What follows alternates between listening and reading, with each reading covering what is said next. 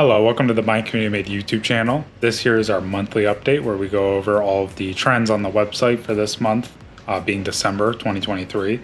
We compare it to the previous month. We talk about what we're going to be doing in the future. I'll be going over search terms, site updates, management changes, everything. If you don't know, my name is Edward Fisher Jr. I'm the owner and developer of the website. So if you ever have a problem on My Community Made, I am the person that you are talking to. If you have any questions about anything I talk about during the course of this video, feel free to leave a message in the comments and I'll get to it as soon as I can. So starting off, I like to start with the trends, so sort of the basic numbers as to how the site is performing. Those are sales, new vendors, new products, traffic, and engagement time. So for sales, we were down 1.02% month over month. For new vendors, we were down 32.62%, but for new products, we were up 8.25%. Traffic, the number of people visiting the site, was down 46%, and engagement time was up 51.6%. I'm going to explain these numbers a little bit because some of them sound very negative, some of them sound very positive, and I understand that it can be sort of confusing to know what to walk away from those stats with knowing. So one thing to consider is that in November, our sales were up 85%. November is actually an easier month for sales for us than December. What happens as we get closer to sort of the Christmas holiday shopping season is other advertisers start buying up more ads. So we're actually competing sort of neck and neck with Etsy and Amazon and every other advertiser who's also trying to make sales at the same time for very similar categories as us. So what we usually do is we front load our marketing at the beginning of the holiday season before Thanksgiving. And that worked out really well for us. That's where we got that 85% bump in sales. That is also what causes the drop in new vendors and in traffic. Our traffic and our new vendors aren't driven by the same type of ads that drive sales. So for instance, when you see our sales ads on either Google or Facebook, you see an image of the product and then a little description about what the product is based on what you're searching for to begin with. Well, that's called a product ad. The ads that we use for attracting new vendors or for attracting general search traffic are the ones that you see that say, try out My Community Made or explain what My Community Made is. Those advertising, in order to make up as many sales as possible, we limit those during the holiday season. So we drastically reduce the amount that we spend on bringing in new vendors, which results in a large decrease in new vendors that sign up. And we also decrease sort of the cheap, broad awareness-based ads. For instance, when you're targeting in Facebook, you can select that you just want this ad to bring in site traffic, which is different than a conversion ad that is designed to result in a sale. Those traffic ads are more sort of to get the brand name out. We cut those completely. So it's not surprising to me to see traffic down 46%. In fact, I'm actually happy to see the engagement time up as much as it is, up to 51.6%. With these stores, engagement time is everything. We want to get people to sort of shop for a longer amount of time on the site. People that sort of click on a product and then leave, they're not very highly valuable for us going forward. They're not return shoppers per se. So all in all, we're happy with our sales numbers. This month, we'll probably be focusing on getting those vendor numbers up again since they've sort of been stagnant the entire holiday season. We started cutting those vendor ads starting in November or so. So we'd like to get a bit more money behind that. I'm going to talk a little bit about how we're changing the marketing later on in the video. For this next section, I like to go over the top 5 search results. So this is what people are typing in the product search at the very top of the page. Right now, that is the search terms are 2023, jewelry, crochet, Christmas, and bracelets. You probably shouldn't be optimizing for Christmas anymore. I don't think that search term is going to be big in January. But bracelets, crochet, jewelry in 2023 are all still being searched. 2023 will also probably be going away very soon as a search term. Now is sort of your time to capitalize on the 2024 search term because I'm sure that'll be in the top 5 when I do my January monthly update. For site updates, we don't have too many changes this month. These are relatively simple changes. Specifically, I improved the look of MCM on small screen sizes around the 350 pixel range. This is something that was just sort of overlooked. Most small phones now are in the 400, 450 pixel radius. So I went back and I actually looked at the 350 pixel size and fixed that up. It was mostly the about page, any page that has large images stretched over the entire window. Those weren't looking super good on small devices. I've done another sweep of sort of our informational pages, and those are all working on the 350 range now. One big change that we've made is we changed the language of the subscription flow in the vendor dashboard. There was a lot of confusion with new vendors. They would sign up and it would say, before you can add products, you need to upgrade your subscription. And what that language did is it made users think that they couldn't list any products under the free version. So it was leading to a lot of sort of problems. It was leading to a lot of people being frustrated because they thought that we were asking them to spend money in order to upload their 5 free products. Now that subscription should just say update your subscription or choose your subscription, because what's causing the confusion is when a user signs up, we don't assign them any subscription. You're not a free user or a paid user. You're just a starting shopper.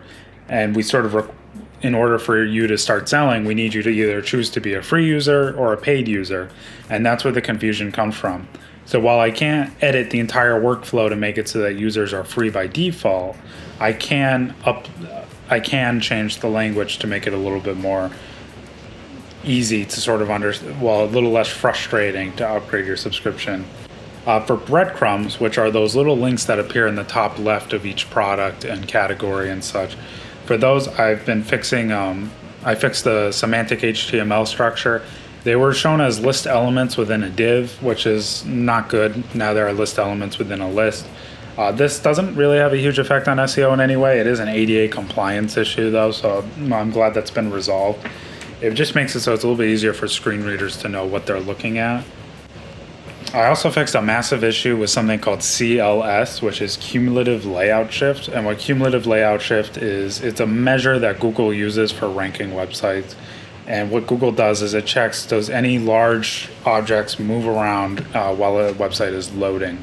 If any large objects are moving around, that site gets demoted, or that site's ranking gets lowered a little bit. The reason for that is because Google is trying to make sure that you're not placing giant ads on the screen whenever a user enters a website. So what was happening that was causing this cumulative layout shift is that if you have a very long description after the entire page is loaded, we use jQuery to shorten that description. What I didn't realize that was doing is it was causing the description itself to flash whenever that update happened. So we edited the way that we handled shortening so that it wouldn't cause that flashing text, and that reduced our CLS issues down to almost nothing. I think they're at 0.1 now, which is within the acceptable range of movement during page load. Keep in mind this issue only affected desktop, which was a little odd. Mobile still has pretty decent CLS. I'll be doing another sweep after that 28-day period. After you submit your changes that you've fixed an issue related to CLS or any other web vital, it takes 28 days for Google to sort of catch up and verify that you've made that change in order to change the site ranking. Something's still underway, but I'm going to include it in this update because it might be live by time. It might be live in no time. We were approved for PayPal Marketplace. So for anyone who uses PayPal, you realize that, anyone who uses PayPal knows on the My Community anybody who uses PayPal on the My Community Made website already knows that when you make a sale with us on PayPal, you need to submit a withdrawal, get it approved.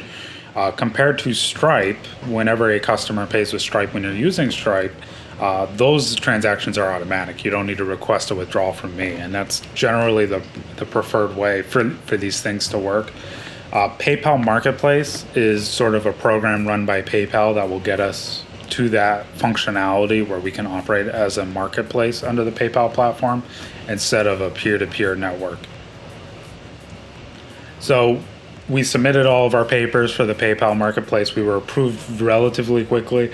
The only reason that we are not using it right now is because when I was reading over their contract, I noticed some language regarding the PayPal button.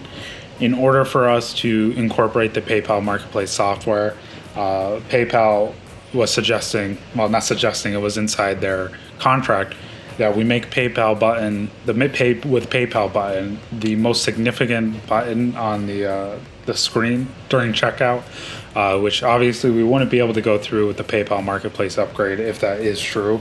I wrote to our PayPal representative and they said that that wouldn't be a problem for us, but I just need to make sure that that's actually true before we move forward with that. If we get the okay that we don't need to make the PayPal button the most significant button on the screen, then I should have no problem upgrading our infrastructure to use that system. What you'll notice after this change should be just automated withdrawals from PayPal, no need to actually submit a PayPal withdrawal. And long term, that'll mean that the only reason you would need to submit a manual withdrawal is when a customer pays with PayPal and you are using Stripe, or when a customer pays with Stripe and you are using PayPal.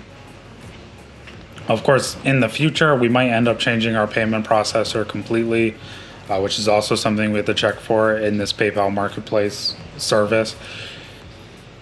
For instance, we might go to a unified payment system so that we don't need to worry about what customer used which payment processor and which vendor used which payment fulfillment platform. That is sort of a big frustration that we have now, is that those are always separate. So for marketing changes, so our marketing has been pretty much the same for the last 3 or 4 months. We typically do one newsletter a month through our MailChimp platform. We always post, usually once a day, static images, sort of nice static image ads for both the products, for the stores, new stores to welcome, as well as featured products on Instagram and Facebook and Pinterest.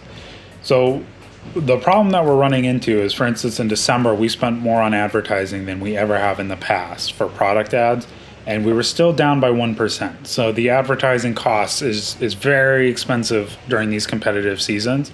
And the way that we're going to fix that in the future is we need to grow our social media base. We need to grow our newsletter base, because we can release a newsletter at no cost and reach 5,000 people, or we can run an ad and pay 30 cents a person per click, to reach that same amount of people. It's very expensive. So what we want to do is sort of focus on growing our social media audience, which means switching up the type of posts we're doing.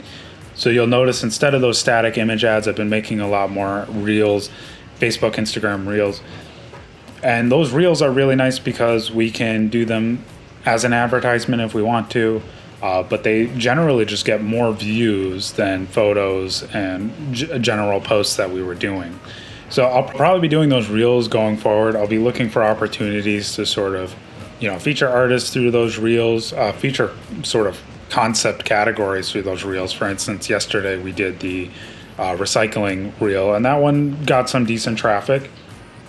The nice thing about these reels is if they do really well, we can just use them as an advertisement as well for reaching new users.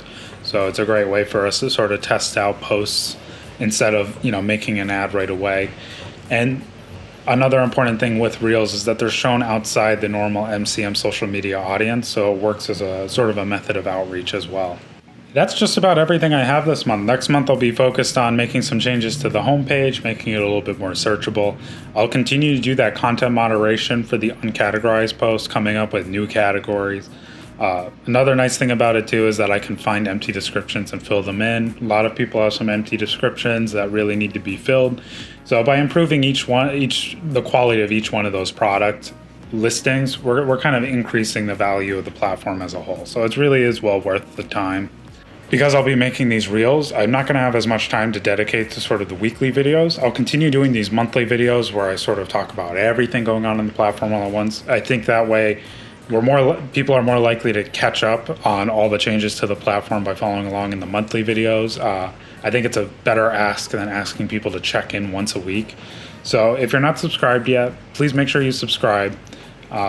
Leave any questions you have below in the comments. You can always reach me at support@mycommunitymade.com.